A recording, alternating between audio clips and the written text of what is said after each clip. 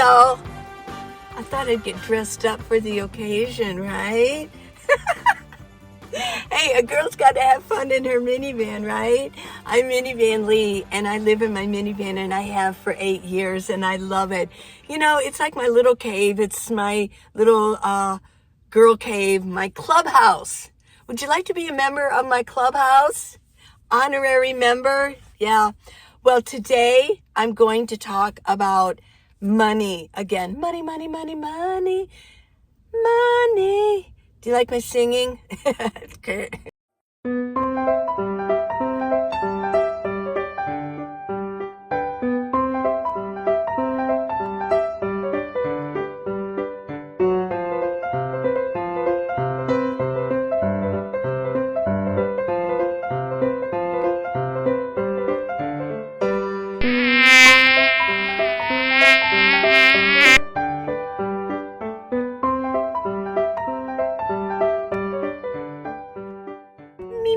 Okay, so yesterday I talked about the younger generation from 18 to 35 and also from seniors, 65 on up. Well, today I'm going to talk about the middle generation, that sandwich generation between 35 and 65, around there. Yeah, they've got their own issues with this economy. Yeah. Now, I do want to start off.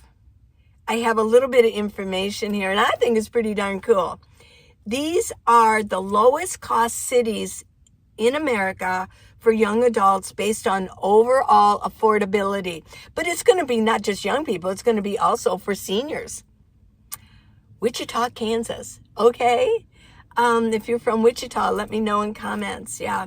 The average rent for a one bedroom is $825. That's not bad. That's not bad at all. The cost of living is 20% below the national average. Yes. And it has a strong job market in aviation and manufacturing. Now, that might not help the older generation, but if there's a strong job market, right, there's going to also be retail and everything else. So when there's a good job market going on in a city, that means that all of the areas are going to benefit from that. Okay, here we have McAllen, Texas. The average rent there is $765 for a one bedroom. Not bad at all. I've never been there. There's no state income tax, so that's good. And the cost of living is 20% below the national average. Okay. I don't know what's there. Here's one, Memphis, Tennessee. The average rent is $895 for a one bedroom, no state income tax, and food costs are 12% below the national average. Oh, here's one. Toledo, Ohio, right? Now listen to this. The average rent is $750 for one bedroom. Toledo, Ohio really gets a bad rap, for, it's sort of like almost Detroit, the poverty. But it looks like it says it has a growing tech and healthcare sector. And I've actually heard that Detroit is moving up. Yeah. I did read the book. It's called Detroit. And somebody who lived there before and grew up there came back and visited and wrote a book about it. Yeah, it was pretty bad. So the healthcare cost is 15% below national average. So that might help out senior citizens. Maybe give Toledo, Ohio a break, and try it out again. But the weather is not that great. Okay. Here's one, Tulsa, Oklahoma. The average rent is $810 for one bedroom. Remote worker incentive programs offering up to $10,000. The cost of living is 17 below national average. Yay. Here's one. Syracuse. Oh, okay, let me pronounce this right. Syracuse, New York. I haven't said that in a long time. The average rent is $925 for a one bedroom. Strong public transportation system. First-time home buyer programs. That's good for young people. Here's the lowest. Okay. Springfield, Missouri. The average rent is $730 for a one bedroom. Get this, cost of living 19% below the national average, and there's low unemployment rate. It's only 3.8%. Oh my gosh. So this would be very good for young people. Springfield, Missouri, everybody. Pittsburgh, Pennsylvania. I wouldn't want to live in Pittsburgh. $940. Strong, that's for one bedroom. Strong job growth in healthcare and tech, good for young people. And a robust public transit system. Yay, that means you don't have to have a vehicle. There you go. Let me do a switch over around here. Here's one. Des Moines, Iowa. $895 for a one bedroom. The cost of living is 16% below the national average. That's good. And growing financial services sector. Okay. And last is Oklahoma City, Oklahoma. The average rent is $850 for one bedroom. Transportation costs are 14% below the national average, and diverse economy with government, energy, and healthcare jobs. Well, I don't know about the government anymore. The government jobs, right? Yeah. So there you go. Those are the lowest living cost cities in America. The middle children, right? 40 to 60. How are they faring economically? Yeah. Okay, they call it the sandwich generation at this point, and it says they spend an average of $10,400 annually supporting both aging parents and adult children. Oh my gosh, unbelievable. Yeah. And let me know in comments, I really don't want my children to have to support me. I really don't. So how can we keep that from happening where they have to support us? Everybody, stay healthy. When I was 68 the last time I worked in a warehouse for Amazon. I was 68 years old, and I worked at the Amazon warehouses. I could still do it. I really could, but I have other things going on. I could still do it. You just have to be able to lift 50 pounds, I believe. Yeah, 50 pounds. You have to be able to lift 50 pounds to work there. And that's one of the requirements. They hire older people. So stay healthy. Quit eating junk. Don't eat the junk. Don't eat the fast food stuff, and don't eat the chips and the Cheetos and the candy and stuff like that. Life really is a comedy, isn't it? Come on, everybody. Really? The world is our stage, and sometimes it's a comedy, right? Sometimes it's a drama. Sometimes it's a thriller, right? Yeah. And in many cases, it can be a romance play. Yeah. Don't eat the stuff that's made from GMO. Our body rejects that. Yeah, and people don't eat the sugar. Get rid of the sugar. Okay? So how else are they doing? Let's see. Yeah, keep yourself healthy so our children don't have to take care of us. Okay. 38% report delaying retirement savings to help family members, with average retirement accounts 22% below recommended levels. Well, yeah. I really didn't have a retirement plan. Yeah. Because I raised 4 children by myself, and yeah, for most of the time. Now, the median household income for this age group is $78,000. But has seen only 1.8% real growth over the past 5 years. 42% have experienced career disruptions, layoffs, forced career changes since 2020. Housing costs consume 28% of income on average. Yeah. Well, I don't know. See, that always boggles my mind. Is that right? Let me know in comments what you think. If housing consumes 28% of your income, that's not that bad. That doesn't seem that bad to me, but yeah. And then it says with 31% reporting difficulty making mortgage payments. 57% have less than 5. This is, okay, I got to get ready for this one. This shocked me. 57% have less than $5,000 in emergency savings, despite being in peak earning years. Did you get that? $5,000. Wow.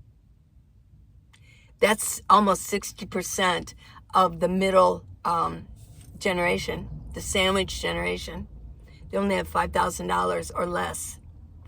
Healthcare costs average $7,200 annually for a family in this age bracket. If you're of this age group, don't fret, okay? You will come to where you are going to be. Your confidence is going to be great. You're not going to be afraid anymore to try new things. You're going to have a better overall perspective of life itself. Approximately 35% have withdrawn from retirement accounts early, incurring penalties.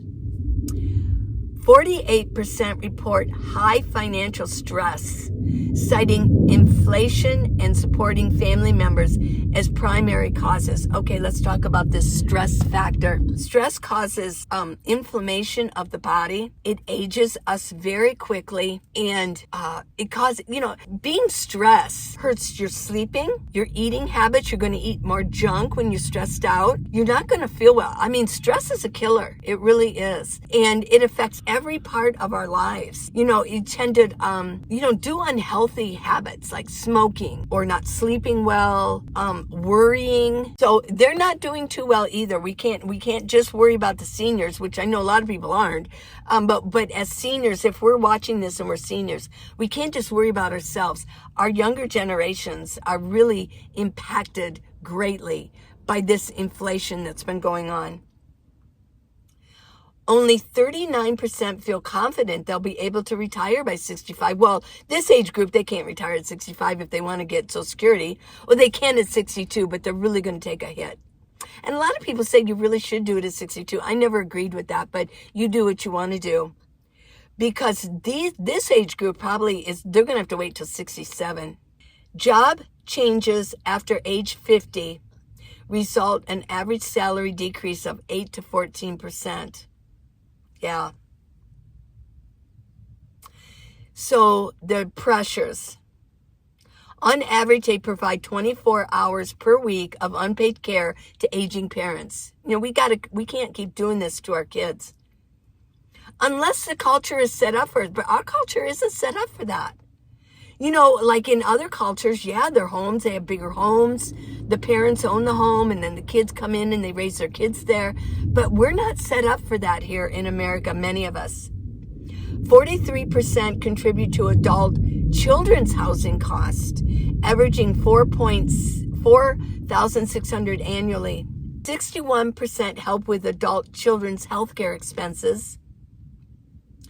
And time spent caregiving results in an estimated $16,000 in lost wages annually for those reducing work hours. And how many seniors are taking care of their grandkids too? I didn't mention that. They're saving in cost in that. That's a good thing, because we're helping out. But you can't just discount seniors. They're helping with their grandkids so that this middle group can work more. Now, retirement insecurity. The average retirement savings for this group is $168,000, well below the recommended $500,000 by age 50. Okay, this says the average, but then earlier, the statistics said that 50% only had $5,000. So the other side of it is there are people that are saving. 54% have increased retirement contributions. Workers over 45 spent 24% longer finding new employment. Oh my gosh. 49% report experiencing age discrimination. I mean, I remember I was just a little bit over 50 when, was that in 2000, the crash in 2008. Finding a job, good luck over 50, yeah. 36% have been forced to switch industries mid-career, often with salary reductions. And 41% have invested in additional education or certifications to remain competitive. Yeah. 29% are house poor, which means that their housing costs are exceeding 35% of their income. Yeah. 26% have delayed downsizing. These pressures create a perfect storm. Peak financial responsibilities, coinciding with diminishing time to recover from economic setbacks before retirement. I have to say this, okay? If you're in this age group, don't fret, but please, because I think a lot of these statistics are going on that old American dream. We have to create a whole new American dream. Now, how am I living? How am I doing this? Now, I do live in a minivan. I understand, and a lot of you don't want to, but there's other things too that you need to consider. A lot of people do not become really successful until after age 60. And these have been statistics from long ago. And it happens. And I find that with me too. I'm more settled in. I know what I like. I know where my skill set is. And I know what I really want to do. I know where my happy place is, where my sweet spot is in life and with my personality. And you're going to do that too. Not everybody, okay, is going to find that, but I'm a living, breathing example of this. I feel like I'm more successful now than I was when I was younger. So much responsibility. I know who I am now better. So if you're of this age group, don't fret, okay? You will come to where you are going to be. The confidence is going to be great. You're not going to be afraid anymore to try new things. You're going to have a better overall perspective of life itself. You're going to see more. You're going to be able to put things in better perspective for yourself. So don't fret. Don't think that, oh, I'm past the prime. No, your prime is coming. I am finding that, and I read this before, I'm finding the age of 70 the best. Age of 70 is a sweet spot. That's why I mentioned, come on, everybody, keep your health up. Because how are you going to enjoy that age 70? If you're in chronic pain, if you got disease going on, yeah, dis-ease. We talked about the stress. Ease, well, disease is dis-ease. You're not in ease anymore. You're not happy. You're in dis-ease, and that's where disease comes from, right? Yeah, that's where that word comes from. You start falling apart. So keep yourself healthy. Make sure that you exercise and you eat right, and you have, keep your positive emotions up. Don't be the half empty person. Be the half full person. Look at things, laugh more. Look at things as life really is a comedy, isn't it? Come on, everybody, really. The world is our stage, and sometimes it's a comedy, right? Sometimes it's a drama. Sometimes it's a thriller, right? Yeah. And in many cases, it can be a romance. A lot of times it's a comedy, and laugh about when you stumble a little bit. I think it'd be good for you to do that. That's what I do. People say, why do you laugh so much? Because I love to laugh. Okay, everyone, I hope you enjoyed this video. Yeah, talking about money. This is our third installment here. So I'm so glad you spent some time with me. I really appreciate it, right? Good things are coming my way. Say that. Good things are coming my way, right? Because they are. Say that every morning. Well, please subscribe and give me a thumbs up. I really appreciate that. Now, I do have a book out. If you want to know about my life living in my minivan, yeah, I wrote the book, 8 Years Living in My Minivan, The Van Life Chronicles. And I'm telling you what, it's a good book. It really is. And it talks about the people I met, where I was, the stumbles I made, the scary times I've been living in my minivan traveling across the country, the romance, the love gained and love lost, and then just traveling solo, but the people and the places and things that I learned. And I talk about what I discovered and how I had to keep tweaking my van and, the progression from day one to now. And it's called 8 Years Living in My Minivan. It's a good book. It's on Amazon. If you want the Kindle edition, you need to go on Amazon.com because you need to download it onto your device. It could be on your phone. And the Kindle app is free. You don't have to own a Kindle device, okay? There's a Kindle app. Just download it. You can for Android or iPhone. And it will go right in there. And that way you can read it on your phone, right? Or your iPad, something like that. But if you want the paperback, okay, you can just go on your app and type in on both browser and app, type in Minivan Lee, and all my books will come up, right? And yeah, it's a good book. Get it, okay? I love you guys. Till tomorrow. Till tomorrow. Tomorrow. Tomorrow. It's a hair. Yeah. I love you. Tomorrow. Bye now. Mwah.